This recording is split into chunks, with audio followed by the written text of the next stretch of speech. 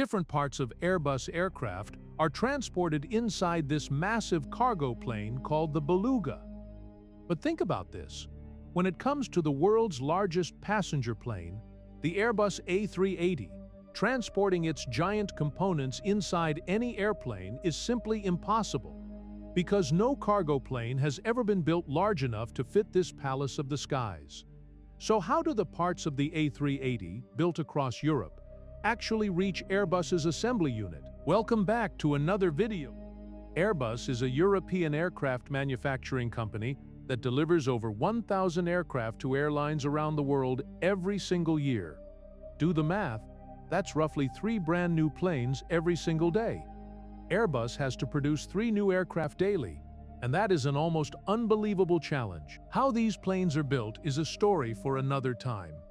But the real question is, how do the different sections, manufactured in corners across Europe, reach the city of Toulouse in France, where Airbus's main assembly unit is located? Airbus's logistics system, combining sea, river, road, and air, is considered the most complex transport network in the world. Parts are manufactured in different countries across Europe, then brought together in one place to form one magnificent aircraft. This is no ordinary operation.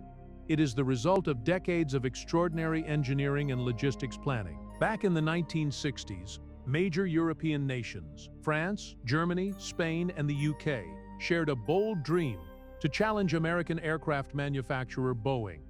Their goal was to form an alliance capable of producing large commercial aircraft. But this partnership came with one massive problem. Airbus has 11 production sites spread across different countries in Europe. Each site has its own specific expertise, and each location produces a specific section of the aircraft. For example, tail sections are built in Hamburg, Germany, the central fuselage and nose section in Saint-Nazaire, France, wings in Broughton, England, and the tail fin in Cadiz, Spain. Once all these parts are ready at their respective factories, a new challenge begins, because football field-sized components need to be sent to Toulouse, France, where Airbus's assembly unit is located. In the early days, when demand was lower, Airbus used trucks and ships. It was a slow process. Parts could take months to arrive. But as demand grew, months of waiting became a serious obstacle to the company's growth, especially when you need to complete 3 aircraft per day. To solve this problem, Airbus found a brilliant new solution. In the Arctic Ocean lives a whale whose calls sound almost like a song, the beluga whale. In 1994, inspired by this whale's unique shape, Airbus built a brand new aircraft and named it the Beluga. This plane had one purpose and one purpose only: to transport large and heavy aircraft components. The Beluga has capabilities that no ordinary cargo plane possesses. In terms of size and capacity, the Beluga is 56 meters, or 184 feet long, longer than a full Olympic swimming pool. It stands 17 meters, or 56 feet tall, as high as a 7-story building. Its internal cargo space is so enormous that 182 Suzuki Altos could fit inside it comfortably. What makes it truly special is its nose section. It opens upward, just like the bonnet of a car. This makes loading and unloading aircraft components incredibly easy. A pair of wings for the Airbus A380, measuring 32 meters in length, fits perfectly inside the Beluga's fuselage. That one pair of wings is worth 40 million euros, approximately 400 crore rupees, which is exactly why even the slightest damage during loading could cost the company hundreds of crores. Every single step is handled with extreme caution. In terms of speed, parts that used to take months to reach Toulouse by ship or truck can now be transported by the Beluga from one European site to another in just 2 hours. This speed ensures that Airbus's assembly line never faces any delays. Following this success, in 2014, Airbus developed an even more advanced version, the Beluga XL, capable of carrying even larger components. Everything was going well until 2004, when Airbus launched the world's largest passenger plane, the Airbus A380. Its fuselage stands 8.4 meters tall, and the wings span 16 meters wide near the fuselage. The problem? The Beluga XL's cargo compartment is only 7.5 meters tall. The A380's fuselage simply cannot fit inside it. Neither can the wings. It's also worth noting that the fuselage, being cylindrical, can be built and joined in sections. But the wings must be built as a single piece, because they contain fuel tanks and hydraulic lines, and they endure the most structural stress during flight.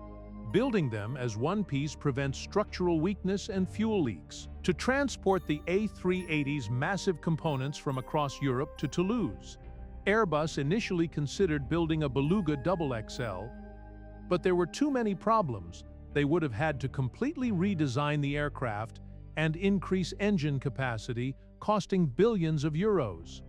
And since the A380 is so large that not every airline can operate it, demand for the aircraft was already limited. So, for the sake of transporting just a few aircraft, Airbus dropped the XXL idea entirely. And this is where the story of the Super Convoy begins, a journey across land, river, and sea.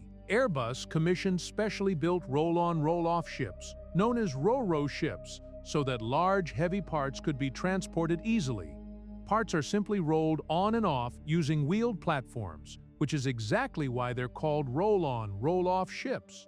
One of these ships, the city of Hamburg, is 126 meters long and 20 meters wide, with 5 times the cargo space of the Beluga XL. From the port of Hamburg in Germany, Airbus's massive sections roll directly onto the ship on rolling platforms, no cranes required. The ship then travels 1,600 kilometers from Hamburg to the port of Saint-Nazaire in France. This is no easy voyage. The North Sea is notorious for storms and waves reaching up to 5 meters high. And if those 400 crore worth wings sustain even a hairline crack from the ship's movement, Airbus would have to build an entirely new wing. That's why the captain and crew check the cargo chains every 4 hours, and a camera monitors the cargo 24/7. After arriving at the port of Saint-Nazaire, there's a stopover. The parts are offloaded and transferred onto specially designed barges. These barges then travel along the Garonne River toward the French city of Bordeaux, 00849. And here comes the biggest challenge. Along the Garonne River stands the Pont de Pierre Bridge, with arches that are far too narrow. This 500-meter-long bridge was constructed in 1810, and its arches are not all the same size. Only arch number 9 has a width of 19 meters, wide enough for the barges to pass through, but with only a few inches of clearance on either side. The width issue can be managed, but the height of the arches depends entirely on the water level. This stretch of the Garonne River, though 60 kilometers from the Atlantic Ocean, is still affected by ocean tides. Under normal conditions, the water level is too high for the barges to pass under the arches. But every 12 hours, the captain has just a 3-minute window of opportunity when the tide drops low enough. If they miss that window, the entire convoy is held for another 12 hours, and Airbus's entire production schedule is delayed. To tackle this, the barges were fitted with adjustable platforms that can be lowered during low tide to safely pass under the arches. That was just one part of this remarkable logistics operation. Now, the road journey. Because from Bordeaux, Toulouse is still 250 kilometers away. D1021. This final leg begins with 50-meter-long super trucks, each powered by a 650-horsepower engine and rolling on 96 wheels. Airbus's parts are transported to the assembly unit in Toulouse using these giants. But even this is no ordinary task. To keep the roads clear, the entire convoy moves only at night. Highways and city roads are closed. A team of 40 people, including police escorts, escort vehicles, and engineers, accompanies the convoy at all times. The most challenging part? Navigating these massive trucks through small-town roundabouts and tight corners. A wing hanging 15 meters off the back of a truck passes just centimeters away from lampposts, trees, and rooftops. Finally, when all the parts arrive at the assembly unit in Toulouse, Airbus's high-tech systems assemble them within just a few hours.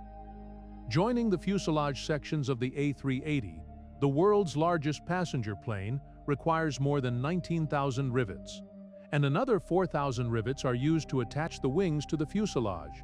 After engines, electronics, interior fitting, and paint, the aircraft is ready for delivery. From manufacturing all the individual parts, to transporting them, to final assembly, completing one A380 takes approximately 9 months. To date, only 251 units of the Airbus A380 have ever been built because operating it is beyond the capability of most airlines. Remarkably, 50% of all A380s are owned by Emirates Airlines alone. This aircraft can carry 850 passengers at once.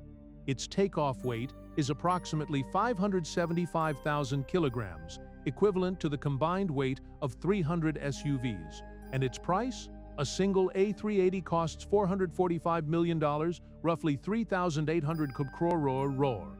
But for that price, you could buy 5 Boeing 737s. The next time you travel on an Airbus, you'll know this aircraft was built with passion, teamwork, and sheer determination, and was transported across oceans, rivers, and roads in the face of extraordinary challenges. I hope you enjoyed this video. Please like and share it, and thank you so much for all your wonderful comments. See you in the next amazing video.